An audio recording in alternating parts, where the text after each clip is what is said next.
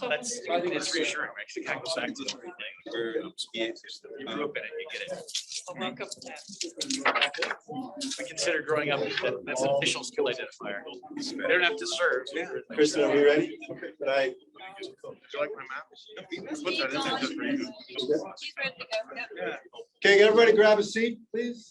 But it provides. Okay.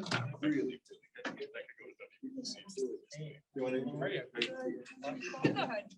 Yeah, how about you? Well. Hello.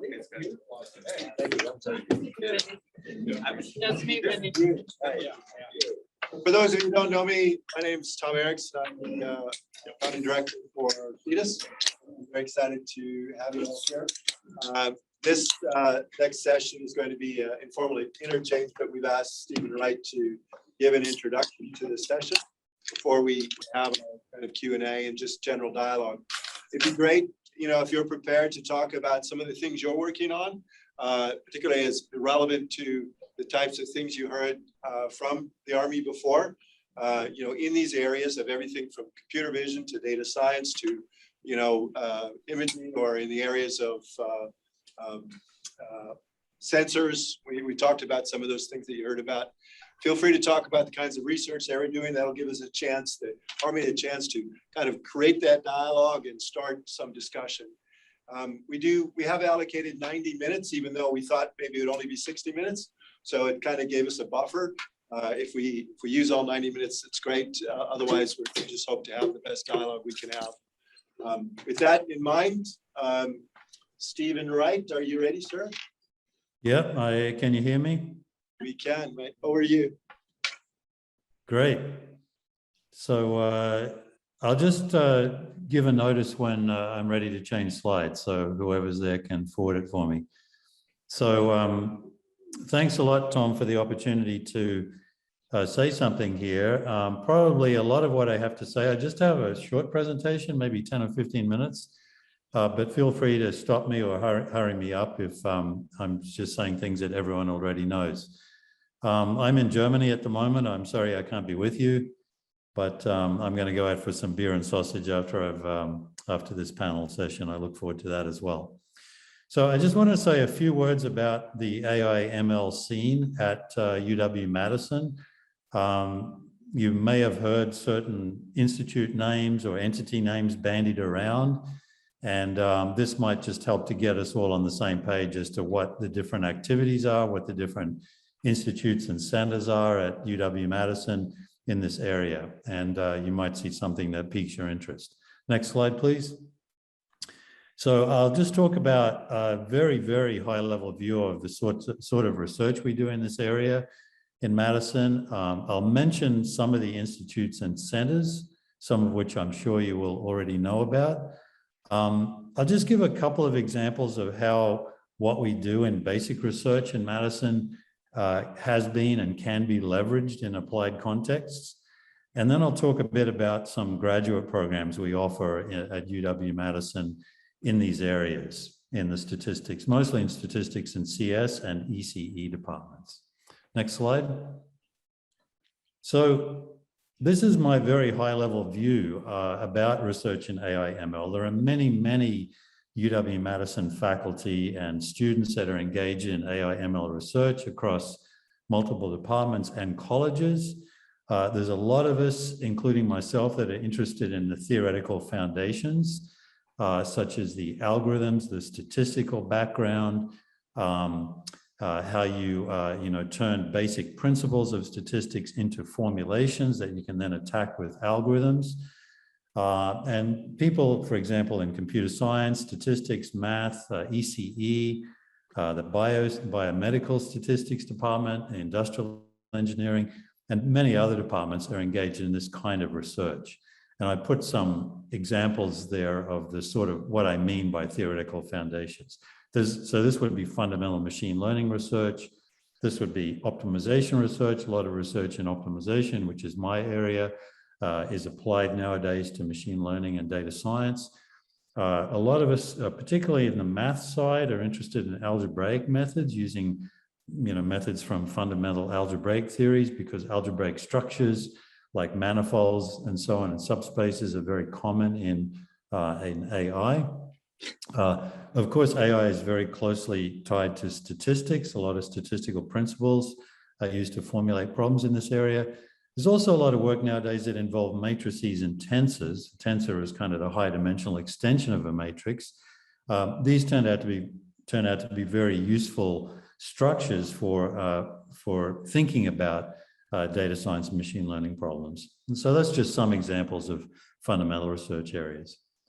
As probably most of you know, or probably everyone knows, deep learning is kind of a bit of a juggernaut these days. For maybe the last 8 years, it's sort of dominated machine learning practice, certainly, and also theory to some extent. And there are many of us that have gotten interested in both the applications and the theoretical side of machine learning, including the departments that I mentioned here. But there are many other departments, I'm sure many that I don't even know about, that are using deep learning in applications, like material scientists are using it. They use it in the med school for analyzing images. I was talking to a dermatologist on the weekend here in Germany, who's it's even taking over his area when they're classifying different kinds of skin cancer, for example. Deep learning is being used there. And then applications, there are many, many applications of machine learning, and I've listed some areas here. Imaging signal processing. A lot of us have been interested in that from the days of compressed sensing. E-commerce, Rob Nowak has a lot of contacts at Amazon, where they apply a lot of techniques to e-commerce. I've been interested in process control for many years, and now we're using machine learning more and more in that area.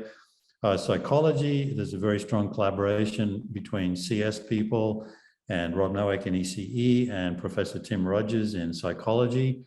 And they've done a lot of work on applying ML principles in education, for example. Phylogenetics, my statistics colleagues work on that, reconstructing phylogenetic trees. People in the business school, I'm sure they're using a lot of ML in that area as well. Next slide. So a little bit about institutes and centers. We have many different entities at UW-Madison that engage or organize research in AI and ML, and they're very different in scale and scope, but they have several commonalities, and I've listed them here. All of these institutes are multi-departmental. They engage faculty from multiple departments.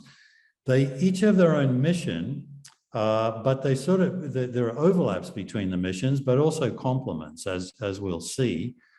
Mostly they're funded externally, certainly from the institute level down by one of the federal agencies, NSF or Air Force, as we'll see, and then one of them is funded by American Family. And of course, the purpose of all of them is to stimulate collaborative research and to spark new interactions. That's really the whole purpose of a center. There's no point to them existing if they're not providing opportunities and sparking new avenues for interesting new research. Next slide. So the first one I'll mention is CSIS, and Tom has already probably told you something about this, and I'm sure he'll tell you more. Tom is the founding director of CSIS. It's a school of computer data information science. We just had a kickoff meeting last month, and it organizes 3 existing departments on campus, computer science, statistics, and the information school, into a new entity.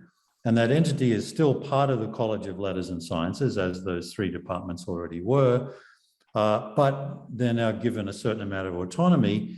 Now, why did this happen? It just makes perfect intellectual sense.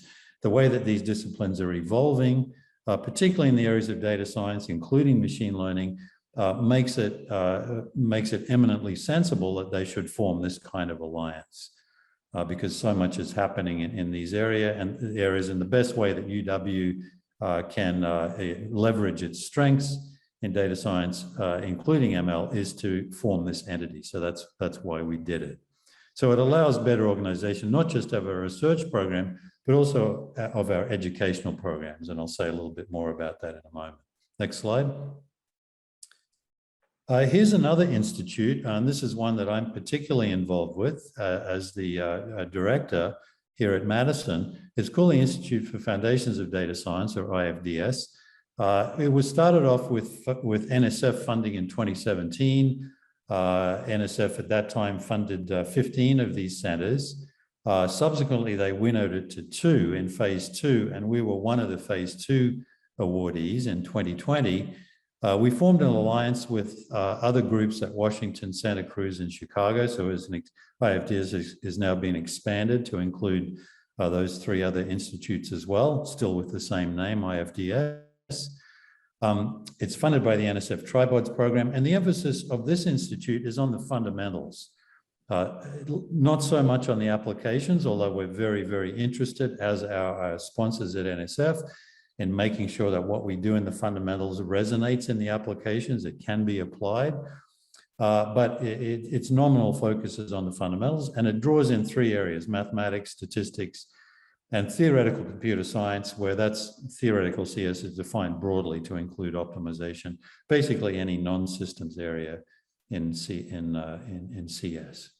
So what sort of activities do we have? We have a weekly seminar. In fact, I just got off the weekly seminar. It's at 12:30 on Mondays in Madison. There's also one at 1:30 on Fridays at Washington, which I also participate in. We have a summer school and a workshop every year. This year they were in Madison. They were incredibly successful. And we have an annual meeting and review in the summer. We engage a lot of people, particularly at Madison. There are 30 faculty at Madison that have an affiliation with IFDS. Currently, we have 6 postdocs, and every semester we have 8 RAs that are funded by IFDS. Now, the level of funding isn't terribly high. Most of our expenditures go on RAs and partial sponsorship of postdocs, but we do leverage it pretty heavily from other sources. Next slide. So MadLab, this is Rob Nowak, our colleague in ECE, is the head honcho here at MadLab. This was funded by an AFRL University Center of Excellence program, and it was also funded in 2017. Now, it's more specifically ML focused, in particular in the areas of data efficient and robust ML. And it also involves some applications to mission planning, human in the loop, and specifically deep learning. It engages faculty from ECE and CS, and it partners with colleagues at Chicago and the Toyota Technological Institute in Chicago. So it has a more specific, sort of sharper focus, and it probably engages ML more heavily, specifically ML than IFDS does. Next slide. The Data Science Hub, it was also founded in 2017. 2017 was a very busy year for founding institutes and centers at UW. It was funded initially through the, I believe it was through the UW 2020 program, which was funded by WARF. So you could say that it was initiated with WARF and UW's support. And Michael Ferris and Brian Yandel have been heavily involved here from the start. It's housed in the Wisconsin Institute for Discovery, which is the building that you're sitting in right now. So it can be viewed as a component institute of the Wisconsin Institutes, plural. And its emphasis is a lot on training and outreach. So it provides support for people that need help with implementing the data science problem. It offers consultations with facilitators. It has workshops. It has training sessions. And it has this, this thing called an annual Data Science Research Bazaar, which is extremely successful. It brings together people from across the UW campus to talk about what their interest is in data science, to talk about what their data science problems are, and makes connections in that area. So that's, and that continued even during lockdown and was always very successful. Next slide. And then there's this another entity called the Data Science Institute. This was funded with a grant from American Family Insurance. Now, its mission is to foster research collaborations across disciplines. So it's a little bit more research focused than the Data Science Hub, a little bit less on training and outreach and more on sort of making research connections. During COVID, the DSI was particularly active and successful in funding, in initiating several high visibility COVID-related projects. We can tell you more about those if you're interested. The other main activity that DSI does is twice a year, it has an internal funding program where it funds small interdisciplinary projects internal to UW-Madison. There's a panel of us that evaluate projects, so proposals that people submit from around campus. These are small proposals, just take a couple of pages to describe, and they're funded to the tune of $75,000 to $150,000. Now, Brian Yandel was the founding director of AFI, DSI. There's a new director. I'm not sure I'm allowed to say who it is, but he's starting in the middle of next year. Next slide, please. So this is just one slide about some examples of how fundamental research has crossed over into applications. One is Rob Nowak has a very active research program and has had for many years in active machine learning. And that can be used pretty obviously in e-commerce, but also in the DoD domain. It enables human analysts to rapidly train mission-specific target detectors. So there's sort of human in a loop where you can sort of influence the direction of the active machine learning program so that it rapidly gets better at its task of detecting targets. A second area is reinforcement learning. This is a very, very active area in machine learning these days. And that again has DoD applications in interactive mission planning, where again, AI expertise is combined with human expertise to get to a satisfactory system much more rapidly than if AIs or humans were just alone working on these things. Something that I've worked on is classification, which is a classic problem in machine learning. You can use that in a power grid setting to detect sensor patterns that indicate certain types of outages in a power grid. So that's an example of a very classic problem, which more or less can be directly applied to a very applied problem of detecting anomalies in a power grid. And another sort of reaching back a bit further, work that I've done in optimization has been used in model predictive control of engineered systems. So control systems, model predictive control is one very powerful methodology for control systems. It turns out that you can implement model predictive control very efficiently in real time using optimization methods. Next slide, please. So lastly, I want to say a little bit more about, sorry, this is a rather abrupt transition, but we've got several programs at the graduate level in education, particularly at the master's level, that relate to AI and ML. And I wanted to say a few words about 4 of them. First one is a program that's been offered for a few years now in the ECE department. It's called MSLSP, which stands for Machine Learning and Signal Processing. This is a professional program. I've got a link there to more information about the degree. It focuses on machine learning and signal processing, building strong foundations in coding and the mathematical foundations in that area. It's a 16-month accelerated program. It is possible to do it in 12 months, but most students do it in 16 months. It's run by our colleague Matt Malloy in ECE. It involves a summer coursework plan and also a practicum. So it's very much a prescribed program, but also a very fast one that gets you out with a master's degree in 16 months. And go to the webpage and talk to Matt Malloy or Rob Nowak if you would like more information about that. Next slide, please. This is a program. The next one is a project that's, or a program that's under development right now. I've been on a committee with colleagues in CS and statistics to plan a new professional program in data science. It's jointly planned between CS and statistics, who of course are part of the new CSIS, the College of Data and Information Science, or Computing Data and Information Science. And what we've got, it's probably going to be launched next year. We're in the process of steering the whole thing through the various levels of UW bureaucracy to get it approved. But at the high level, you need to take 10 courses to complete your master's in this program.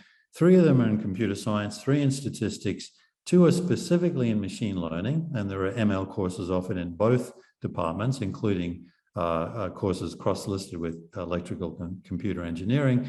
And then there are going to be 2 electives. And typically, these are going to involve machine learning or data science applications in other departments, or they might just involve taking deeper dives into ML in the CS and statistics departments as part of your elective. We're also going to offer summer internship possibilities. It's going to be possible to complete this program in 3 semesters and a summer if you're really intense about it, but probably more typically in 4 semesters or 2 years. And as I said, we plan to take the first cohort in 2022. Next slide. There actually is a MS in data science and statistics. It's been offered for a few years now. I've got a link there to more information. It's under the aegis of the current professional master's program in statistics, but it's what's called a data science option. And it is possible to take it in 1 year if you are coming directly out of a UW program, or not directly, but if your bachelor's was at UW in one of these areas that I've listed here. But it's unlike the new program. It's very much focused on the statistics side of ML and data science. And last slide. And also I should mention that we have had a professional master's program in computer science since 2013. It's got a little bit the same parameters as the combined program we're planning with statistics and data science, in that it involves 10 courses. In this case, they all have to be CS courses, but many courses of interest, of course, are cross-listed with other departments. Now, if you want to take this program and give it a heavy data science ML emphasis, you can.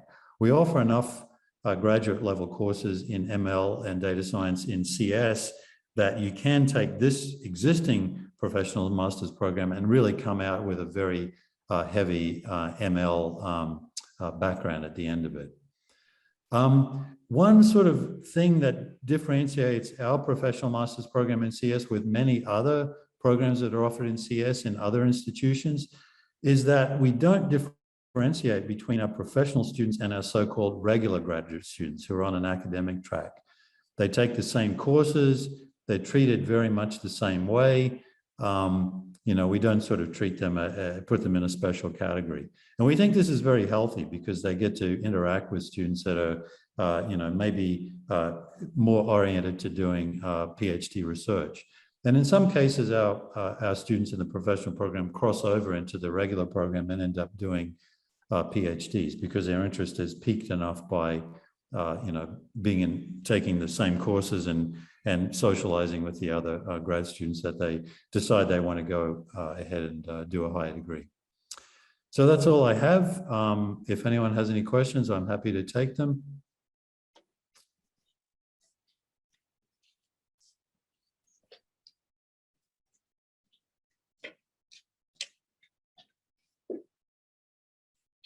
Thanks very much, Stephen.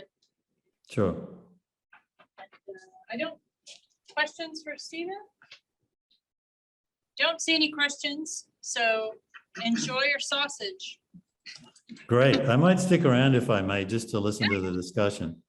Yeah. So I'm going to suggest that our guests, Donna Rugen and Dr. Maddie, either turn around, or that might be easiest than That's moving easiest. chairs to the other side of the table.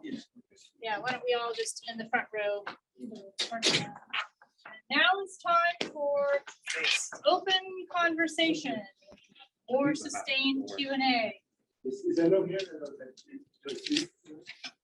He was downstairs earlier. I thought he was going to join us here too.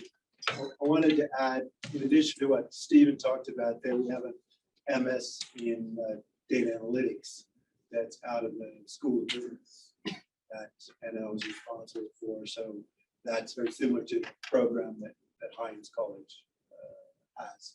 So that would be a 5th program in this area that more focused on that. So I have a follow-up question related to educational programs, or more for Dr. Maddie. When you were talking about master's programs, I think I heard you say that you are particularly interested in master's programs that have a formal research component, such as a master's thesis. Can you talk a little bit more about that and sort of the range of research opportunities that you would be looking for in a master's program that you would send your folks to? Can everybody hear me okay with this or? Okay. Yeah, so for the current programs we have, again, we're 2 cohorts deep with this, but again, I'll draw from experience building the Army's data science effort for its operations research functional areas. And so that's one of the things that we have a number of folks that are going to, I think have the potential to pursue PhDs down the road. So that's why, if you look on the slide, there were a number of 16-month programs. Yeah, sorry. So there are a number of 16-month programs for folks that are trying to get through the education, get back to the workforce. That's great to have a 12-month option so they can speed through that. The Masters in Analytics down at North Carolina State, for example, does that, where they have really an 11-month program that they bring folks through and accelerate them, et cetera. But what I tried to articulate is that a lot of our folks, remember the main task I had from our chief of staff was he wants a world-class cadre of folks that are thought leaders in the military. And so to do that, we're building towards the PhD level. And so the charter that I had was build me up about 8 to 10 PhD candidates per year. And so that's why, if you notice on the numbers on that initial cohort, it was roughly about 20.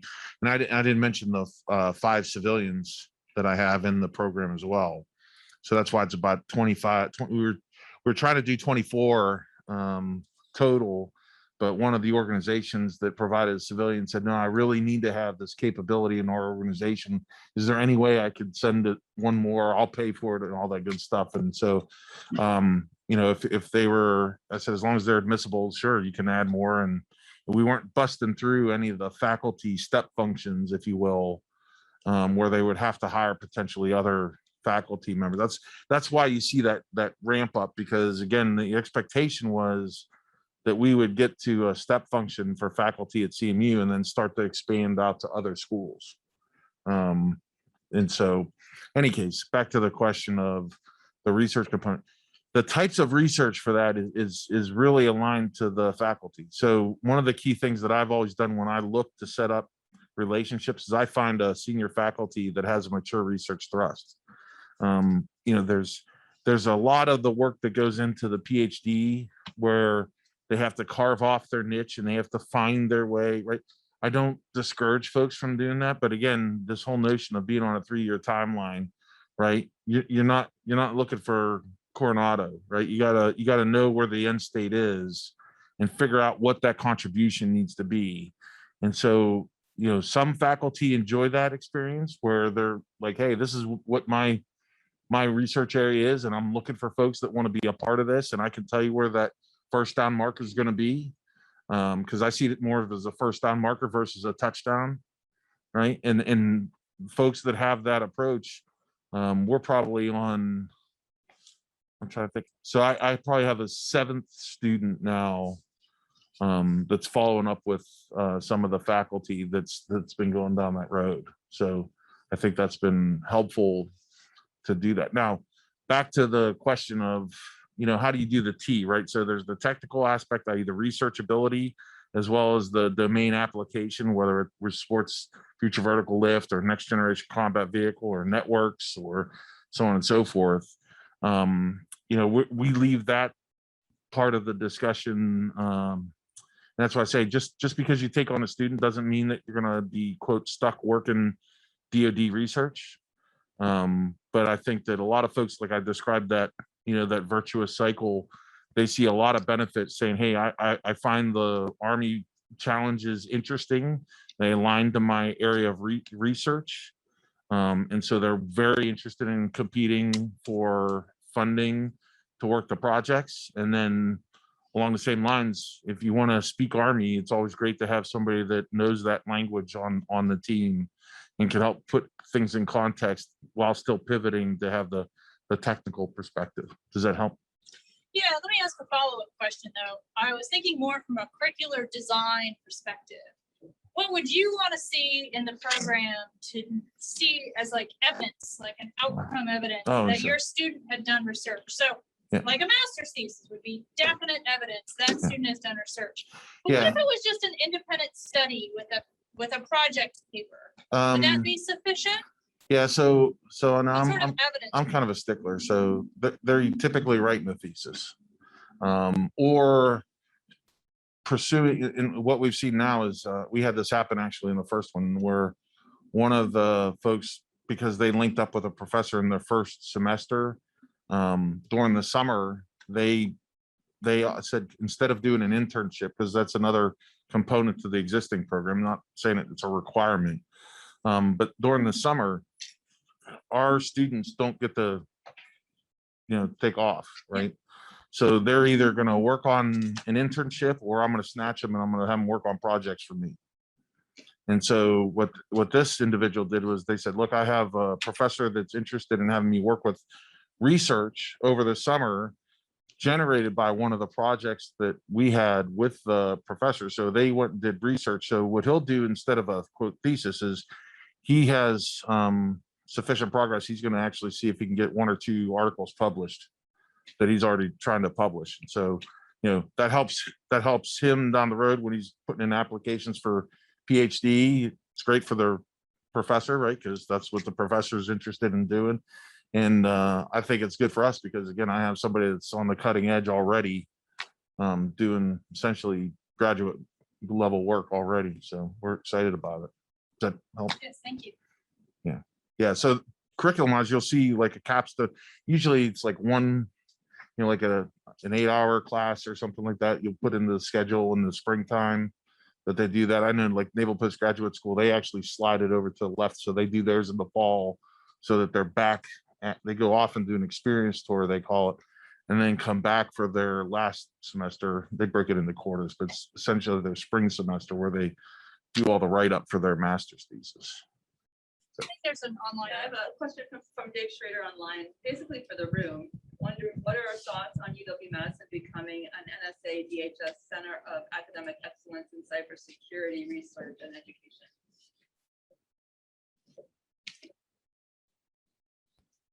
Anybody in the room want to tackle that one?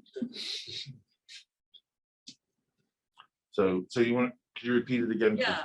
What are thoughts on UW-Madison becoming an NSA or DHS Center of Academic Excellence in Cybersecurity Research and Education? And Steve, I think you weighed in a little bit on the chat on it. Yeah, I just mentioned that there are several faculty in computer science that do research in cybersecurity. And certainly there's a lot of interest among CS and ML people at UW and education. So, we could sound them out and make sure they know about this program. Yeah, so, I mean, I'm not in that role now, so I'm not looking necessarily to establish that type of organization. But having worked there in that arena for 3 years at Fort Meade, I think your best thing is rather than say I'm going to establish a center is partner up with a number of the universities that already have that. I mean, University of Maryland obviously is a huge player in that area, and you have the opportunity to leverage the consortium to get after that. So sometimes you don't necessarily need to build yet another institute, right? I mean, there's good things in having institutes, and then there's downsides to having that stuff. And so I think having a coalition of folks that can partner and collaborate both locally as well as nationally, there's a lot of venues you can explore to do that. And there's a lot of challenges, as you know, lots of hard problems folks need worked on. And so there's a lot of resources to go after that. So, but again, I still keep contact and have some really good folks, especially now with the recent administration up at the highest levels. I'm happy to help connect folks if there's goodness there. I don't know, anything you want to add on that, Jorgen? No? Okay. Well, I would just say too that, we're going to get funding, right? And I told this to a lot of folks over the weekend. But I just hate building bridges to nowhere.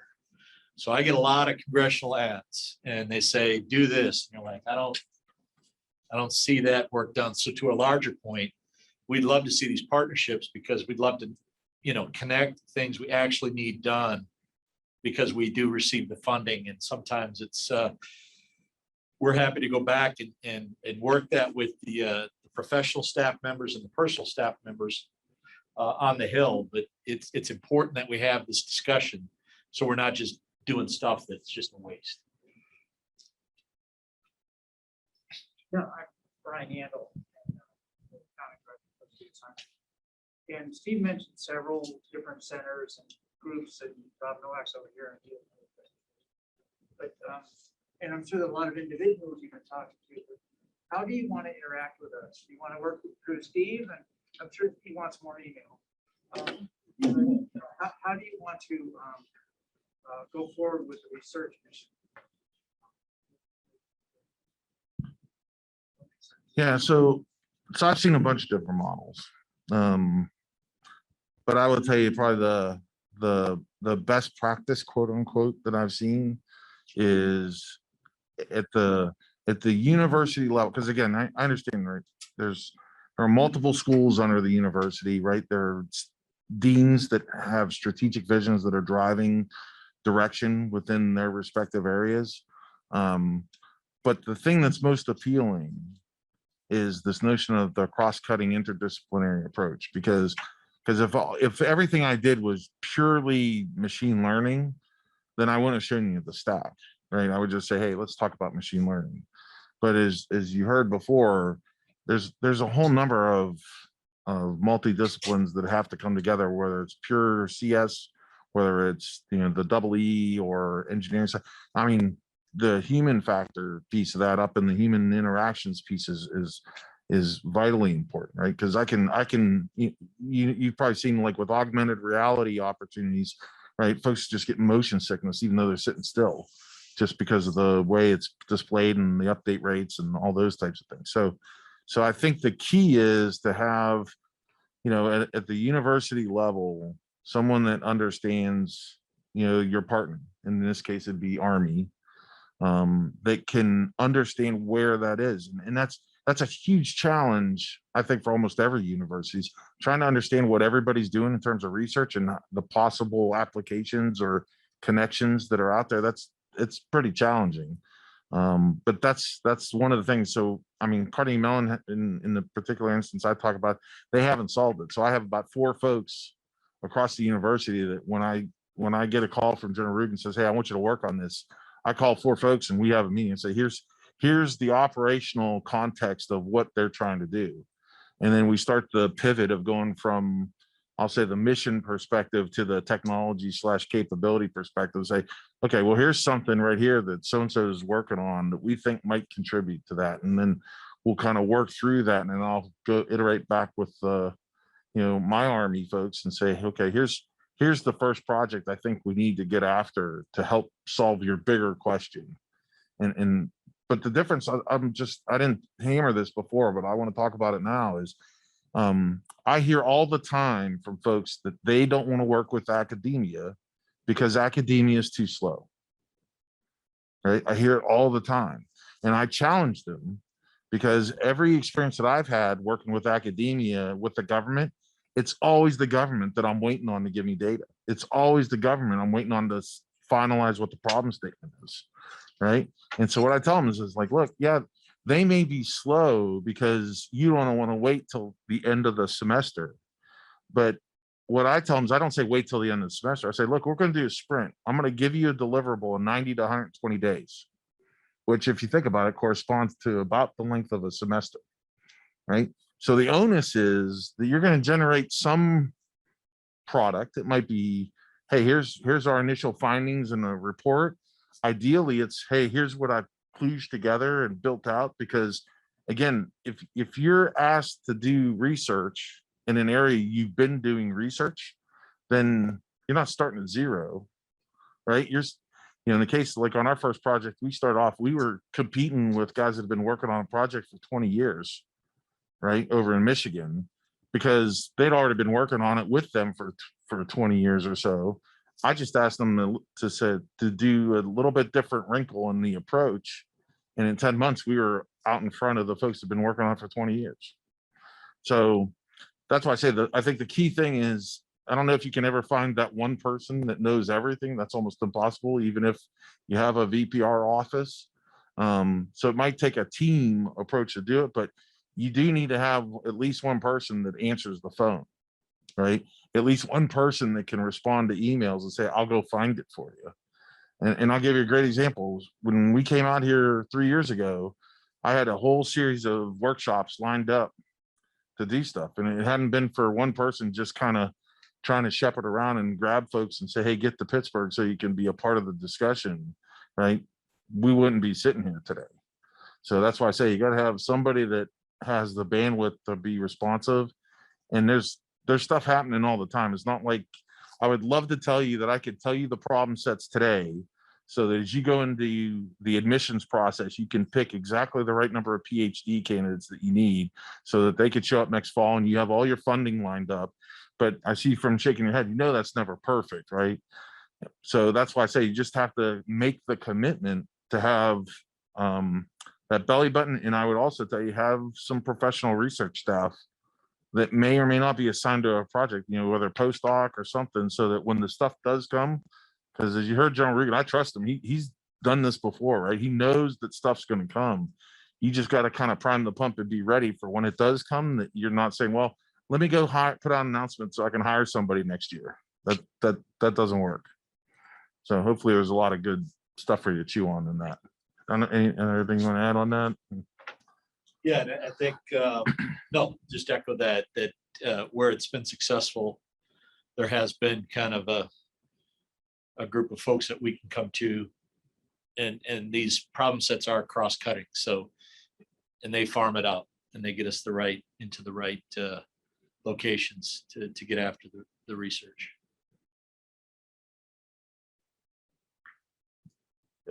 Yeah, hi, Rob Nowak. I'm the person who directs this Air Force Center of Excellence in Machine Learning here. And the way we've found successful collaboration, primarily with Air Force Research Labs, is we have an annual workshop, one-day meeting where they send some of their researchers, our students and faculty, and we brainstorm. We present, some of our research, but then we also develop collaborations with them. And so I was wondering if there's a way where some of the people at CMU who are actually now involved with the research, yourself and others, if there's a way where we could get some of you guys together with us, where we could kind of talk researcher to researcher, just to kind of find those common threads and interests and so forth to get the ball rolling here. Is that? Oh yeah, that's easy. That's good to do. Yeah. Yeah, I wouldn't do it. That seems like I wouldn't do it annually. I would probably do it quarterly. Okay. Just to have a touch base, because again, things are happening. I mean, again, we're not trying to start that linear process up. And as I talked about before, is we're working through projects. We're actually finding, both basic research questions that we say, hey, it's going to take somebody to go think about that, because that's really hard. But vice versa, every now and then, if you're not tapped into folks that are making progress on those kinds of questions, say, look, I think I finally got something that I can take forward. And so that's one of the nice things about having those interactions. Otherwise, it's okay to have a short meeting. If there's not a lot to update, easy. Yeah, I mean, we have that one main annual meeting, but then different groups of collaborators are meeting up every week right now with Air Force Research Labs. So once you get the ball rolling, you get started to. Yeah, I appreciate it. Yeah, let's follow up. We'll follow up. Yeah. Do you have a question? So I was just thinking, I'm Michael Ferris, the Data Sciences Hub Director. I was just thinking, why Wisconsin? Why Wisconsin and all of this? One thing I can think about is Wisconsin is that not only do we have this excellence within the core discipline of machine learning and AI within the faculty, but there's a breadth of research work which is going across the campus, not only DoD funded, but other research across. We have a medical school, we have a CALS, College of Agriculture and Life Sciences. And so all of these things and the history of bringing together those people to work on research projects. So as Steve mentioned, we worked with the Department of not Homeland Security, Health and Services over the COVID vaccination rollout in Wisconsin. We actually took their data and worked directly with them at the university at research on talking about how to get the vaccine and fairness allocation within that outlay of vaccines across the whole state of Wisconsin, working with the National Guard, the DHS, and other agencies as well. And so I think Wisconsin has a history of doing interdisciplinary work. It has an infrastructure to link some of those together. That's what we do in both the Data Sciences Institute and the Data Sciences Hub. And this would be a right place for you to exploit that. Yeah, I think we saw that, you know. So. Yeah. So I'm Alan McMillan. I guess I'm an applied AI researcher in the Department of Radiology in the med school. And so I was just wondering if maybe you could like describe what like a previous project and kind of the scope of like what you asked the university to do and like specifically what they delivered to you. Maybe give us an idea of like what a collaboration would look like. Do you want to? Yeah. Okay, so I have two. We have this problem. We haven't been able to take our aircraft into. So if you look at the commercial aviation sector, every time, you know, they're not flying passengers, they're not making money. So what they've done is they've transitioned all of their aircraft into a very serial form of maintenance. So every time it's parked at a gate, they're tightening a couple screws and they know how much time they have and they're doing those tasks. What happens to us when we go to war is ours are very scheduled at 10 hours, 25 hours, 50, 100, and like 300. And the 300 one is a major maintenance where we have to look at our drivetrain, for example, and it takes a month. And you got all this other capability that's on your aircraft that only needs to be looked at for a few minutes, but the drivetrain, you know, it takes a long time. And so we lose the whole aircraft for that 30 days. We want to transition more into the limited maintenance operation time periods, or we've even said maintenance-free operating periods to help us when we, you know, have a crisis. Even think of Hurricane Katrina or something. You know, you didn't want to tell the nation, yeah, hey, you know, a third of our fleet's in phase maintenance now, and we can't tap into it. So that's one use case, and we have a number of universities looking at that for us.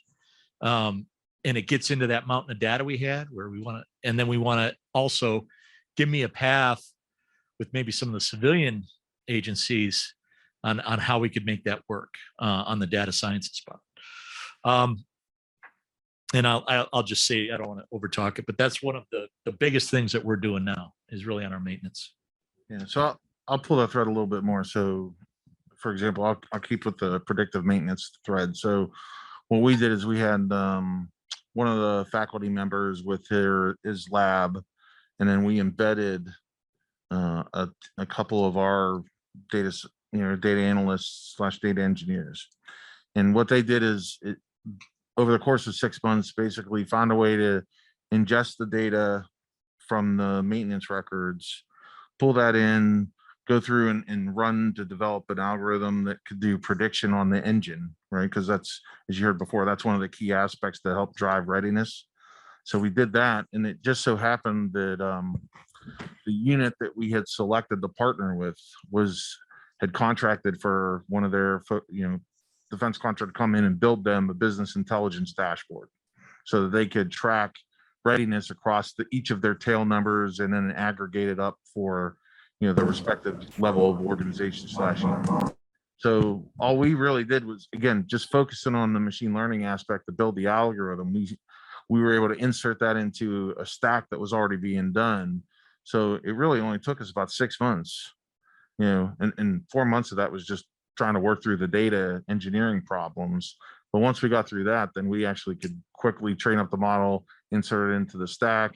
They could start making decisions. And then we actually realized what the ROI to that impact was in terms of readiness and how to do that. And so that's the full life cycle. Now, they published, I think, 2 papers because they started implementing different approaches to their machine learning approach on how they could train the model faster and, you know, improve the algorithm's efficiency. And so they were still doing the research that they wanted.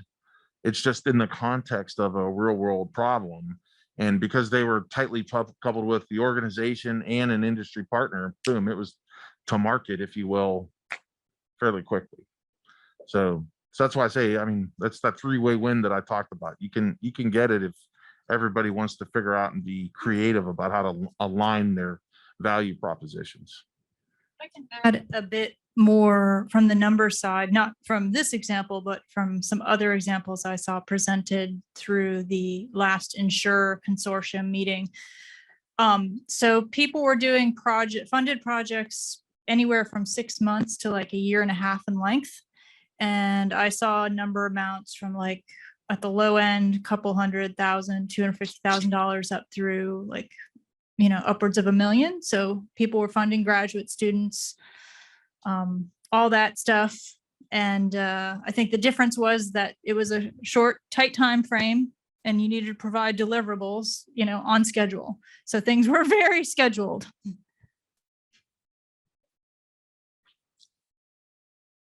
What's the risk profile in the drivetrain going off? That seems like. Yeah, it's very high, right? Yeah, and that's why our airworthiness authorities are pretty serious about it. But the engineers are more risk averse than the commanders who sign off on the risk. And as a commander, I was always looking at ways to mitigate risk down to an appropriate level, which was acceptable to me.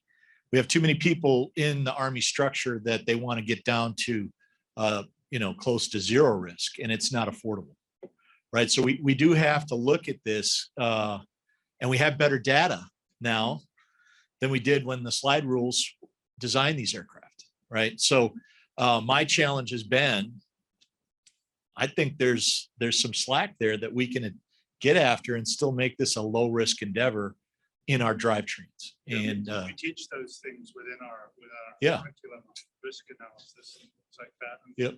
And the trade-offs that are inherent in those things. Yeah, and I always flip it around to with another unfair argument. It's like, okay, well, if we don't achieve the future and we still got our buggy whips and horses around here, you know, how did the Polish do against the Blitzkrieg, right? I mean, they kept their old stuff.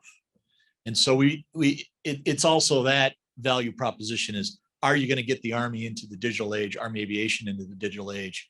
And we need some of our operational and sustainment dollars, we need relief on that. And we think the digital age can bring us that. We do. The Army will go from forth and down more frequently because of this risk. Right. You know, it's that last drive. Yeah. You could see the chest move of the coach because I kept saying, why keep running the dive? He kept running the dive to play the last drive. And then, you know, your NFL lineman, defensive lineman took care of our quarterback. So didn't work out. I'm Andy Richards. I'm with the Office of Discovery to Product. We help faculty, staff, students to commercialize ideas. And you talked about instruction and research and things of that nature. Do university tech startups, do they fit into this equation? And if so, where? Yeah, I just talked to one of Doug's the other day. I mean, they're building unmanned vehicles at times for us and then competing those with partnerships, but go ahead. Yeah, so I liken it to what I call the 4 walls. So I didn't show the slide, but every project has roughly 3 lines of effort. There's I'll say the fundamental research aspect, then there's the prototyping, and that's done typically with like a FFRDC. So again, in Pittsburgh, we have actually several. We have Software Engineering Institute as well as RAND Corporation. You probably are familiar with Lincoln Labs, MITRE, those folks. But we also see a lot of opportunity with startups, right? So those folks that are operating a little bit higher risk, right? And then of course, we have government labs that we partner with from DevCom, Army Research Lab, ARL, with their open campus process, right? They tend to be focused more on the basic research stuff, but There's also another component to Army Futures Command called Army Applications Lab. And so we've been able to partner with them where they'll run a cohort looking at a broad project, or I should say a problem set. For example, the one they had was, as we develop these new long range precision fire capabilities, one of the challenges you're going to have is how do you execute that task faster, right? They call it the fire faster challenge. And so what they did was they went out and interviewed a bunch of companies, not only for their technology, but their willingness to collaborate. And so they pulled that cohort together as 6 different companies. 3 of them came from Pittsburgh. They were literally right out the back door because they were spin outs from CMU. And so those 3 companies now are participating as part of that cohort to not just insert their product, but as a group, figure out how they can work together to really change the necessary workflow, if you will, on how to execute those tasks better. So that's why I say you deal with this all the time. I know that, here in Wisconsin, you're thinking about how do I go from research eventually to the actual contribution of productize, right? Where you're trying to go. And that's what's so neat about this is because we're not looking, you heard things like we're going to have a first unit equipped, by a certain date. Well, before you do that, he's got multiple delivery dates of experimentation and prototyping and soldier touch points and, those things. So it's not like it's a 5 or 10 year timeline we're on. He's got at least like a 6 month, if not faster. Yeah, and I mean, our integration labs are open. So we have these vast labs that you can come in and show a level of interoperability and get good feedback. A product called the Stellar Relay has come out of academia and then into industry as a spinoff. And that's how I've been able to basically break the back of General Atomics, the creator of the Predator. I mean, every bill was just, through the roof, and we got tired of it. But that came out of academia, and then it's now in a spinoff, and we're using it, routinely now on aircraft that are actually operationalized. And so it's exciting to watch. And I think we do have the reps and sets within Futures Command writ large. So we're just 2 parts of this, but we do have the reps and sets to kind of talk you on that target and the way to do it, especially if you have some very innovative technology that we've been asking for. And then, we take a lot of meetings, right? So I have a chief technology officer who's an experimental test pilot, really smart individual. And I have a whole S&T section because a lot of our terms of reference on who does what in the Army, you kind of have to be in charge of it. Well, we are in charge of our seed corps. So that those S&T dollars, we have the decision authority to decide what they're spent on. Now, I don't want to oversell it. That's why I stuttered on decide, because there's a lot of stakeholders in there. And if you get an operational guy that's too much of a, meat cleaver when we need a scalpel, we do take a lot of input from our scientists and leadership, but we do have a lot of sway in that. And if we see something good, there is far more agility within the Army with Futures Command than maybe has been in the past. And we've actually, in addition to partnering with AAL and others, we've established other vehicles. So there's a broad agency announcement that lets us look at anything from 6.1 to 6.3. So, I mean, and we've constructed that to be a fairly painless process. I'm not looking for a 20-page, grant proposal. And then the same thing for if you do have a spinoff, somebody that's looking to do a commercial solutions offering for things that are a little more mature, I'll say at the prototype level or beyond. That's like a 2-page proposal, says, hey, here's our thing, and that'll start the engagement, and then we'll figure out if it's ready to go or if there's a pivot or 2 away from where we need. So, and we're taking a lot of those folks out to the dirt with us. So we're out there now at White Sands Missile Range. We have about 5,000 Army folks at White Sands and at Yuma Proving Ground. We have a lot of one-of-one prototypes right now flying. And and other things that are flying in maybe the digital space, the RF space, or all that. So it doesn't just have to be an aircraft, but it's the mission system behind that too. Yeah, hello, my name is Varo Soyo. I'm a professor of law and bioethics here. And I actually teach a course in research ethics for data scientists. And so I'm wondering, the literature that I know in the kind of military AI ethics tends to focus on responsibility and accountability for automated decision-making specifically, and especially if it's going to be involved in lethal interactions of some sort.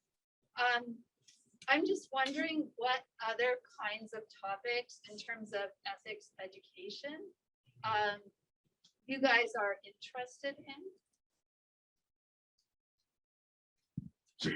So while you're thinking about it, can I just ask a clarification? So when you say other topics, can you give me an example? You know, issues pertaining to privacy and data, for instance. I don't know. That's why I'm asking you. Yeah, he's gonna one up me because he'll have a better example, but I'll take a stab because so when we first stood up as the AI task force, we had 4 thrusts. The first was, how do we leverage AI for human resources specifically focused on talent management? And so one of the biggest challenges we have is I have senior leaders that came to me and said, don't you dare touch it, because there's no way you're going to convince me that you're being unbiased in terms of how you're recommending who gets what job or who gets what promotion, or that's something only people can do. Not that people are biased, obviously. Of course, I didn't say that at the time. But I mean, those are all the kinds of things. And so, I mean, it's not as dry as to say, okay, do I have a, you know, because I have similar kinds of questions, because I'll go pick a unit like I used in the one example that I spoke to earlier. That particular unit is a very unique unit that has a really interesting mission set.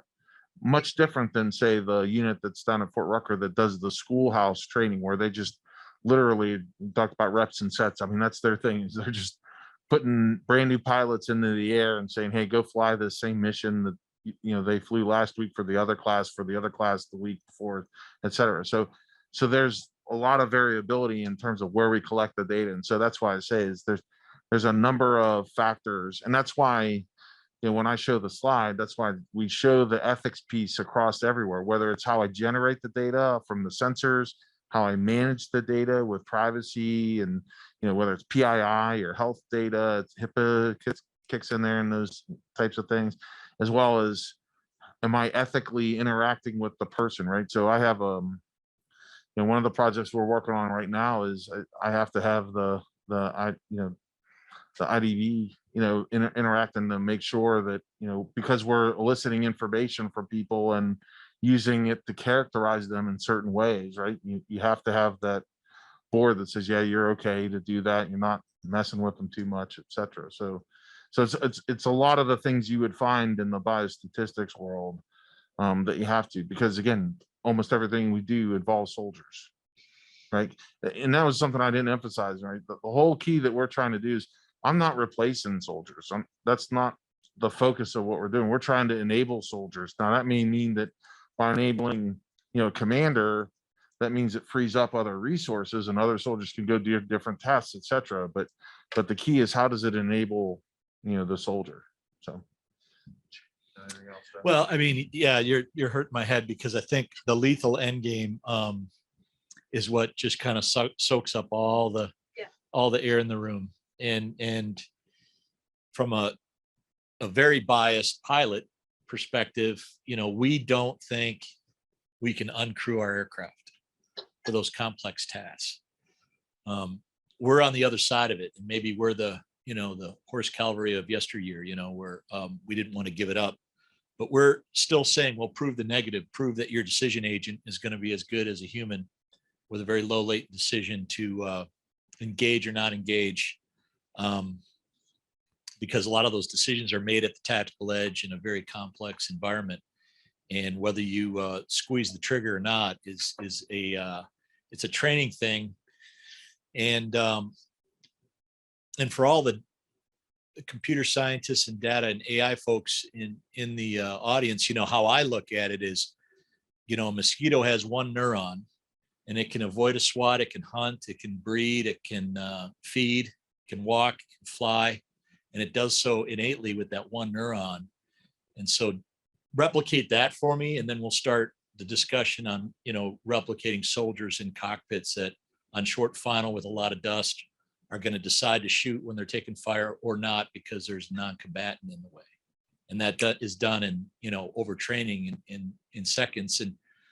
And what's compelling to me is, you know, I've had soldiers do that very great thing where they withheld, right? And are we going to have our decision agents do that, or are they just going to mow everybody down, and then we're going to be left with the consequences of being those guys, you know? So, but I got to think. You've caused me to think a lot, because I think I just go back to the easy button as that end game, and I bet there's a lot more ethical stuff in there that I haven't thought through.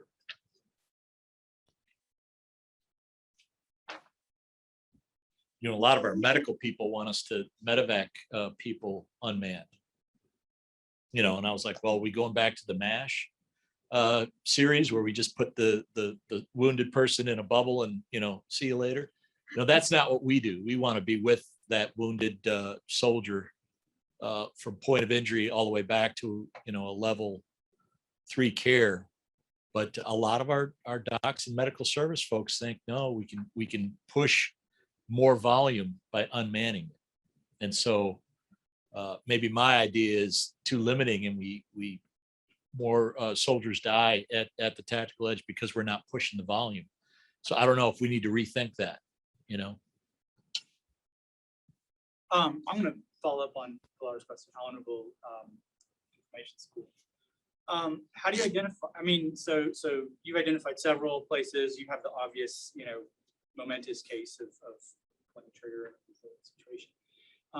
How are you identifying this? Like, is there an audit system to sort of look at what kind of decisions are coming out of AI systems or autonomous systems to determine what the underlying considerations actually are, or do they just sort of in my requirements? Somebody's worried about it. Yeah, my requirements documents. So we've written the requirement, and then I go back. We say requirements documents, but these are attributes that we're playing with in our whole OODA loop.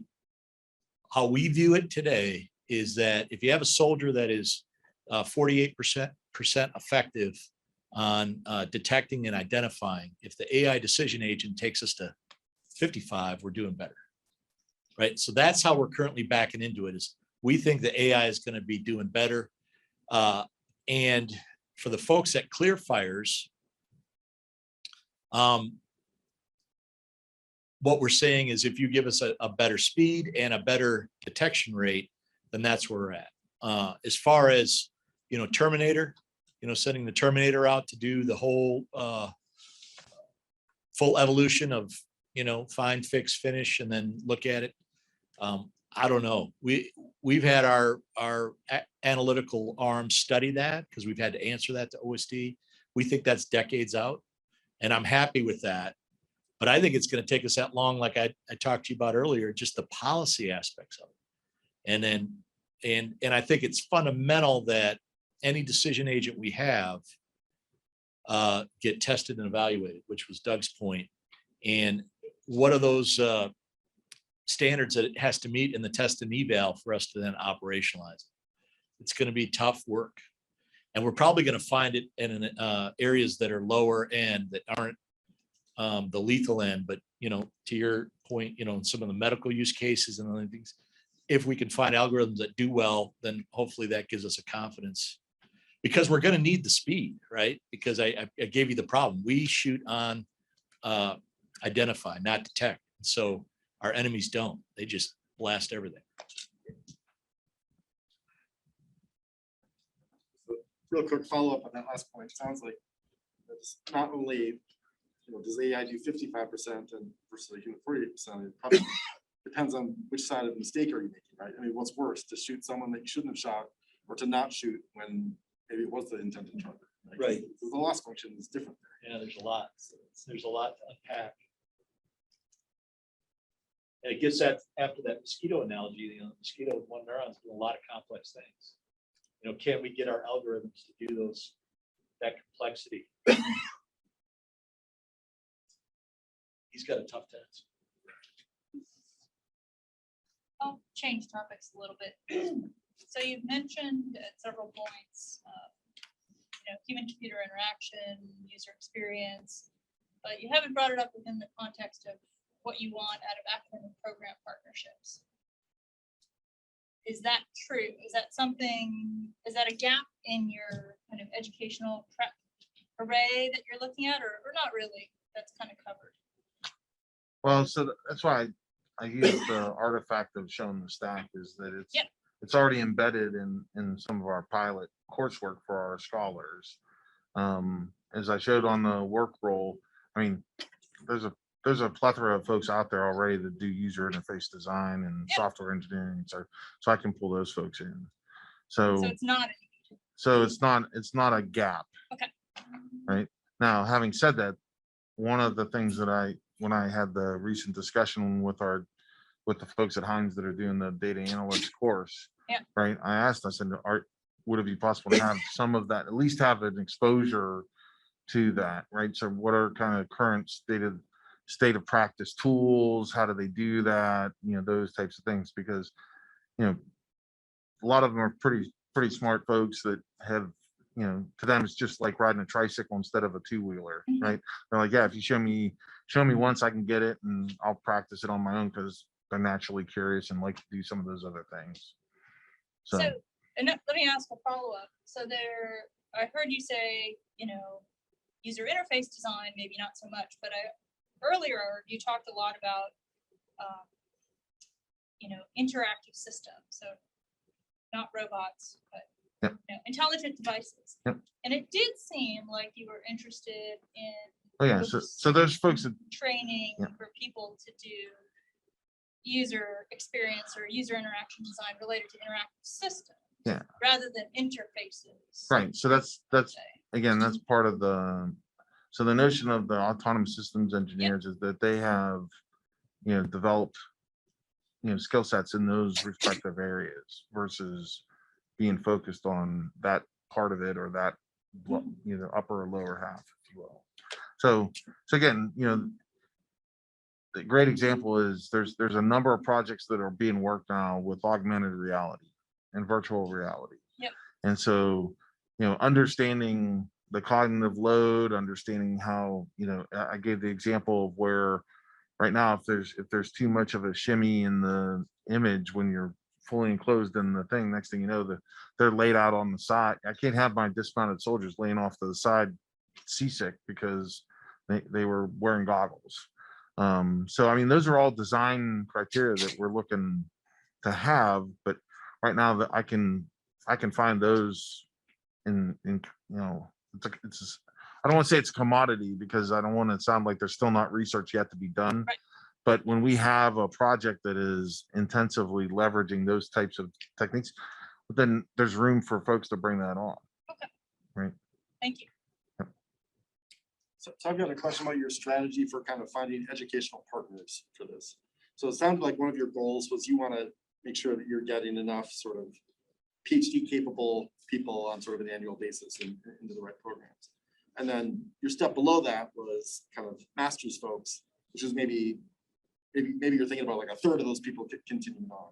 Is your thought that you kind of want everybody who's kind of aiming for this, the people that you're kind of supporting for the partners for these master's programs, to be in those programs that are geared toward prepping someone to be able to finish their PhD in 3 years? Or is it something where you're looking sort of a combination? Because some people maybe, you know, they're going to get trained to become a data engineer, but they're not necessarily thinking, and then I want to go on for the PhD. Yeah. So I'm just curious about. Yeah. So I mean, I don't have as part of the selection criteria currently, would you be interested in a PhD?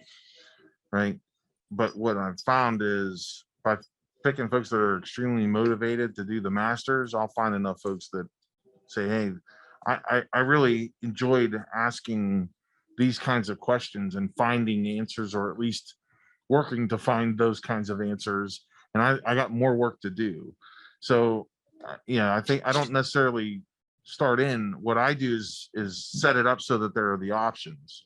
That's why I talked about, if you structure the program correctly, they're doing the coursework should be, I mean, we're picking high quality folks, so they should be able to handle essentially PhD level work in the coursework by the time that they're done. And then likewise, again, the thesis is not meant to be a dissertation. It's meant to say, hey, how do I pull all these thoughts together in a coherent manner that I can articulate what I did in terms of my research, even though it may be sufficiently guided at the master's level, right? So that's the idea. But again, I don't expect all of them to continue on, nor do I expect all of them to want to continue on. So, But I guess my question was, are you thinking of this as sort of a selection process where you're trying to put everyone in something where they potentially could continue on, and then it's a combination of their interest and the stronger ones being chosen versus directing some towards a master's program where that program's not necessarily geared towards sending someone toward a PhD, but it can still be a really valuable skill set for a soldier to have. yeah, and that's why I say, I mean, I have failed almost in every attempt to do the 2+3. Right. And the reason that I failed is because I almost inevitably get a phone call from whoever their advisor is at about the 18-month mark that says, please, please, please let them stay because they could finish. I've had it happen like 5 times now. So I'm more worried about the other problem where I pick someone to come in for a master's and someone says, no, they could finish and I'll get them through in the 36 months, just let them stay.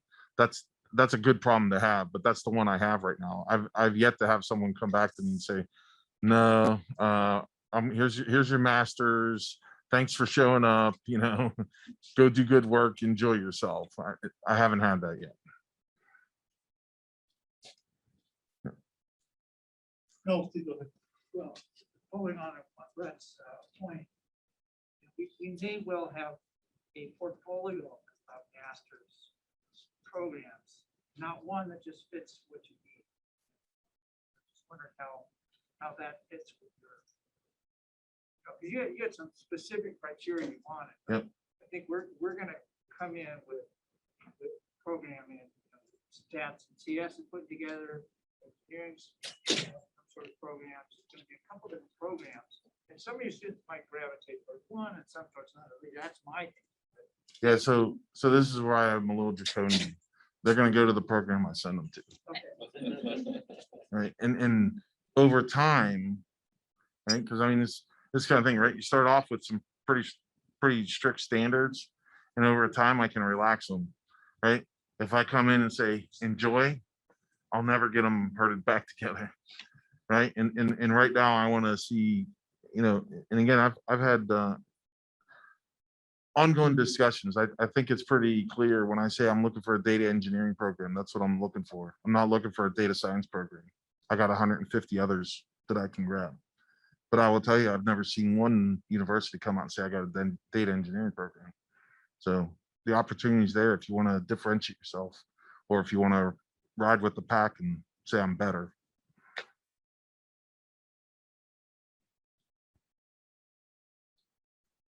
I really, what may be a very naive question. Well, it's a couple, both of which are naive. One is, what's the relationship between the educational component, the master's and PhD components? What's the relationship between those educational things you want, right, or you're looking for, and the research side? Are those together? Thing one. And thing two, what are PhD researchers doing once they get back, once they get out of the PhD? Are they doing research once they're in the Army? Are they overseeing research programs? Why do you want a bunch of PhDs? Well, so that's why I say the tasker that I got is because a lot of folks think that if I need somebody to solve world hunger, I'll go find someone who's really smart, which is a PhD, and they could do it for me. That's not my interpretation of the task. My interpretation of the task when she says, hey, I need 8 to 10 PhDs a year, is because he wants to have somebody that can line up. I can put one against the FEL, I could put one against NGCV, and although they've done very specific level of research, they understand the process well enough that they can now turn and help lead the S&T work that he does, right? And so they are now, I won't say that they don't have an opportunity to continue to do their research, right? I had a guy come out of Stanford, right? He is, no kidding, the Army's #1 guy to do AI not machine learning, but AI for cybersecurity. #1 guy. He has not worked a cybersecurity project in the 2 years he's been with me. But what he is doing is he's leading the development of an AI platform for the Army that the Army is going to use. And he's helping me integrate all those different levels of research, whether it's the basic research that the faculty member on the team's doing, whether it's the prototyping that SEI is doing, or getting support from industry to say, here's a bunch of software engineers, user interface designers, back to our previous discussion, they're rounding out that team for him as they build through that. So, I mean, that's kind of thing. Now, does that mean that somewhere down the road, he doesn't, when he retires and he doesn't go off and look to join some university as a faculty member and have his own research area, et cetera? Yeah, it's not uncommon, right? I mean, I've been waiting 12 years now to go continue my research, right? Which is fine because no one else has touched it. So I'll still be the man, and that's okay. From an operational standpoint, I mean, I need a lot of help because I'm an operational guy, and we have right around 400 million a year that Congress appropriates with our 6.1 through 6.3 dollars, which is our science and technology dollars. Those appropriations are Title 10 statute. Well, I have a team of S&T experts that help me shape that across all of our use cases. You could pick them out of the air. I mean, hybrid engine, electrification, all the way down to AI algorithms, to everything we do and touch in an Army aviation task or purpose that we have. Does everybody in the room know what 6.1 through 6.3 means when they're talking about it? Or So appropriations come out and basically, I have to legally spend it on what Congress has appropriated. I'm in, I'm not going to give you a civic, but I'm in the executive, so I do what they tell me to do because they're the ones that appropriated the dollars. So fundamentally, they'll say, okay, you have to give us a report that says what you're going to do, and it's a project element, and it's a lot of paperwork that goes back to Congress. 6.1 through 6.3, like if you're talking 6.1, it's very emerging, very deep, long shot S&T work, and then as you get to 6.2 and 6.3, I mean, some of the 6.1 stuff, it's just a Hail Mary that may or may not work, but it's knowledge and it'll feed the overarching discussion. As you get to 6.3, that's when we kind of want that to transition to our research development accounts, and then that those RDT&E accounts then flow into procurement. So once we have a program that we're able to buy something, so let's say the Black Hawk, that's procurement dollars, but everything that fed the Black Hawk, and we still do S&T on the Black Hawk because there might be something we want to fix. So hopefully but it's just the normal progression of investments to get after eventually a capability that we can field to the Army. I'll just try and give you I'll say a bumper sticker, and there's more nuance verbiage behind this, but 6.1 is basic research, right? So theoretical, chalk on the board kind of stuff. 6.2 is applied research, where you're saying, okay, given these general principles, now can I apply it to aviation or computer science? 6.3 is proof of concept. So that's where you're going from, now that I've kind of said, hey, here's where I think I'm going to prove out that this radio works or this algorithm in this stack works. 6.4 is where you actually prototype it, right? And that's the transition point for out of Army Futures Command. So when you're actually prototyping it, that's why we always talk about having the industry partners or having an eye towards some type of contract vehicle that allows scaling, because once you get through that prototyping aspect, then he's gonna go talk to his folks in the program manager, program executive office side that says, hey, look, here's what right looks like. Let's go make 100,000 of them, or 2,300 of them in some cases, right? So hopefully that frames it up. It's just like you would think of the maturation of where you're going. It's just that there are dollars associated to the work, which is sounds very efficient, but can be overly constrained, especially in the world that I'm at. That's why, I don't know if you've heard this, so they're now moving towards a new appropriation called a 6.8 to support software. Because software, you can start off with something that's kind of theoretical, and next thing you know, 4 months later, you're like, hey, that thing actually worked, and I could scale this.